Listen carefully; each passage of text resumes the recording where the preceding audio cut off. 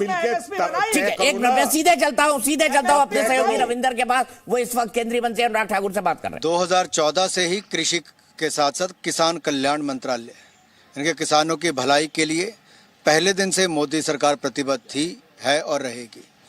और जब से प्रदर्शनकारियों ने अगर कोई मांग उठाई भी, हमने अपने किसान भाइयों के लिए सदा अच्छे निर्णय लिए हैं और आगे भी लेंगे।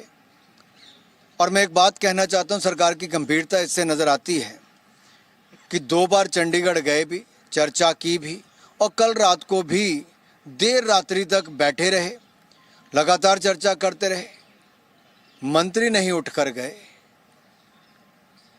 अंतिम शब्द तक भी ये कहा कि आप बैठिए और चर्चा भी हम करने के लिए तैयार हैं। इससे सरकार की गंभीरता नज़र आती है। लेकिन एक बात मैं देश के सामने जरूर रखना चाहूँगा कि अगर आप कुल मिलाकर देखें कृषि बजट, जो आज कांग्रेस को इसलिए मैं सुनाना चाहता हूं क्योंकि कांग्रेस जो देश को गुमराह करने का प्रयास कर रही है, देश को जानने का हक है। कांग्रेस के 2004 से 2012 तक, 2014 तक, 2006 से 2014 तक कुल बजट 1,48,612 करोड़ था। हमारा 2014 से 2022 तक 6,21,940 करोड़ रुपए बजट था, यानी कि 5 गुना ज़्यादा। अगर 2013-14 का बजट कृषि का देखा जाए तो 27,662 करोड़ है, यूपीए के आखिरी साल, यानी कि सबसे ज़्यादा उनके समय का। हमारा इस साल का बजट है 1,25,000 करोड़ रुपया, लगभग 1 लाख करोड़ रुपये का ज़्यादा बजट। इसी तरह से उनके समय पीएम किसान सम्मान निधि शून्य थी, ना किसानों का सम्मान था, ना उनके लिए कोई निधि थी, ये यूपीए के काल में। लेकिन मोदी सरकार में 2,81,000 करोड़ रुपया अब तक दिया जा चुका है। 11 करोड़ से ज़्यादा किसानों को इसका लाभ मिला है। तीसरी बात मैं कहूँगा, उनके समय फसल बीमा शून्य था योजना के नाम पे। आज अगर किसानों को आप देखेंगे 1,54,469 करोड़ रुपया मुआवजा मिला है, यानी कि 1.5 लाख करोड़ से ज़्यादा का मुआवजा मिला। किसान उत्पादक संघ उनके समय थे ही नहीं, अब हमने 10,000 बनाने की शुरुआत की, जिसमें से 8,000 बन गए। इसमें लाखों किसान जुड़े और उनको बहुत फायदा मिला। अब एमएसपी की बात कांग्रेस बार बार भ्रमित करने का काम करती है। देश की जनता को जानना चाहिए कि कांग्रेस के समय क्या हालत थी।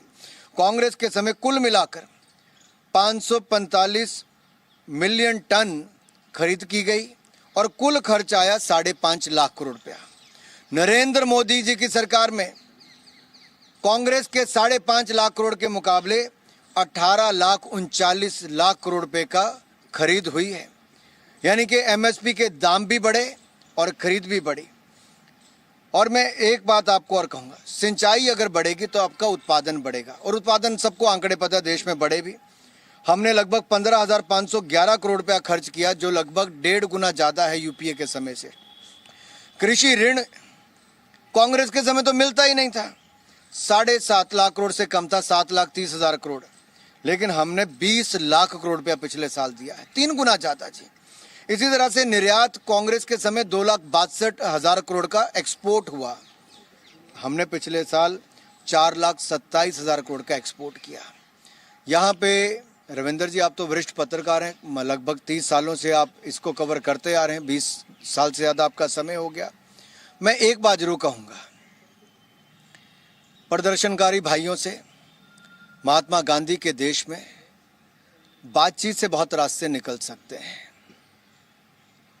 आंदोलन में अब जब चर्चा आती है तो चर्चा के समय अगर आप प्रदर्शनकारी अगर कुछ नए विषय निकाल कर लाते हैं, फॉर एग्जांपल वो कहते हैं WTO से भारत को हट जाना चाहिए, FTA सारे फ्री ट्रेड एग्रीमेंट रद्द कर देने चाहिए, या घरों में जो स्मार्ट मीटर लग रहे हैं देश में स्मार्ट मीटर बंद कर देने चाहिए, पराली जलाने जैसे विषयों को की, और जलवायु में इसका विषय को, कृषि क्षेत्र को नहीं लाना चाहिए।